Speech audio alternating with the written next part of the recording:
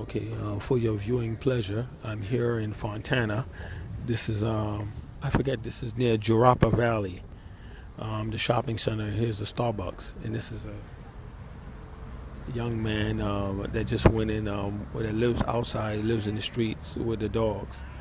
But what's usual is that that man, being that he would be considered a bum, he has more respect than I do. And so I just have this negative vibration where I activate people's internal racism.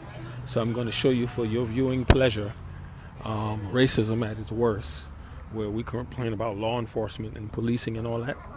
What I'm going to show you is another aspect of it when it hits the financial. When it hits the financial, and the problem is that we have, and by the way, today is June the 17th, 2015. We have a lot of Muslims. We have a lot of Muslims that have co-opted with that, and it is haram in Islam. It is haram to participate in racism, to support racism. It is absolutely haram, forbidden in Islam to support racism. This is an adjudicatable crime to support racial bigotry in Islam. But a lot of Muslims, even Sudanese, they support it. So I am going to show you, for all your viewing pleasure, what's going on when I go back.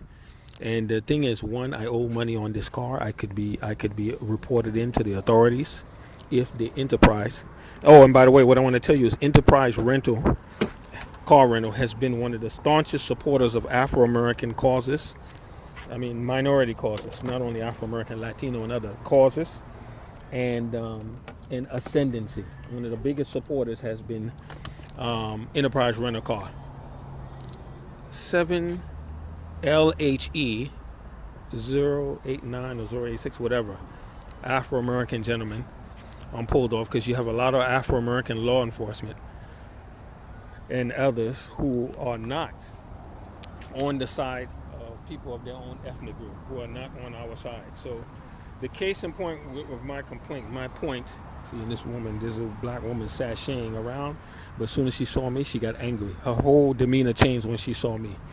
There's a dissatisfaction among Afro-Americans towards the male, towards the black male. There's a strong dissatisfaction, strong anger towards it, because the black male hasn't had this act together. He hasn't been able to support their family structure, among other things. So there's a lot of latent, the term is called innate, latent anger and rage by the black woman towards the black male, which is why you'll see when I marry abroad, this will be part of the explanation of why I did what I did.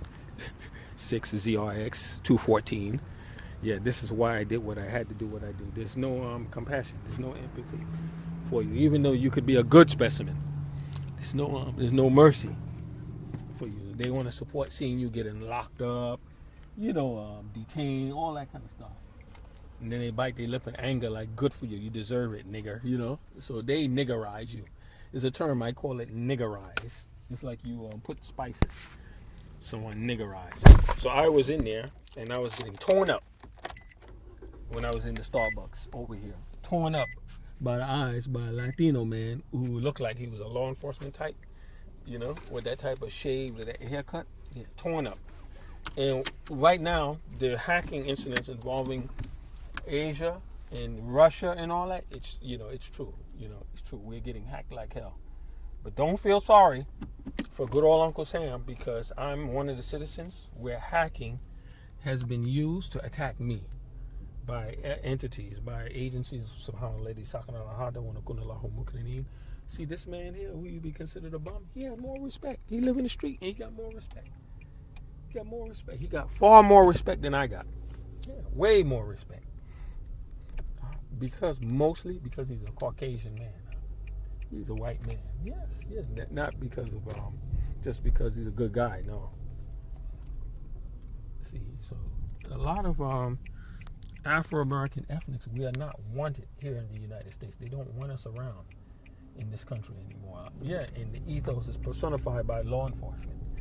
Yeah, it's basically law enforcement is like the id of the general consciousness of the country. They're like the id, the Freudian id of the United States. They don't want us around. They want to get rid of you out. Yeah, either by incarceration or to make you feel uncomfortable in the country, make you feel unwanted, that you're not wanted around in the country. You see, there's a man walking with a turban. It's a Sikh man walk by. He's more welcome than I am, and I'm born and raised in this country. There's a house over there that was for sale. It would be perfect if I were living here to work out of this company, which I'm trying to work, which is called Apex. The point of my vex is there's a truck that I had agreed with Noah Limbaugh of Anaheim. Noah Limbaugh, who is a direct relative of Rush Limbaugh of Anaheim.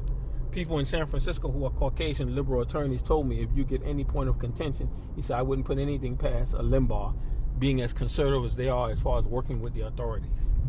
It was a Tarboro Realtors, Karen Ching. This is a property right on Sierra, a little property. See, that would be ideal to live there because I would have to work down on Slover Avenue. So the whole intention of me getting a truck is my name and my black identity has been put out there to military officials of being a threat to the country, is to work with Apex Commodities. That would be the whole juxtaposition of me wanting to get a truck. So I have been so far allowed or humored or entertained to have the possibility to lease a truck with Penske Renting. I am signatory to contracts and everything as I speak to you this day of June 17th.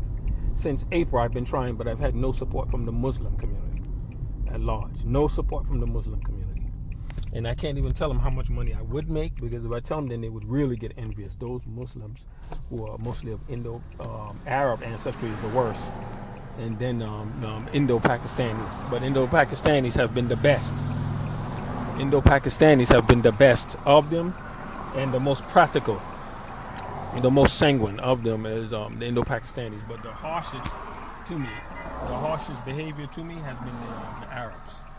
Yeah, especially the Shami, the European ancestral Arabs. Palestine, Syria, Lebanon, they've been the most difficult, even though they also have a lot of money. So now as I'm sitting here at the intersection of Sierra Highway, this is Sierra Avenue, and Jarapa Avenue.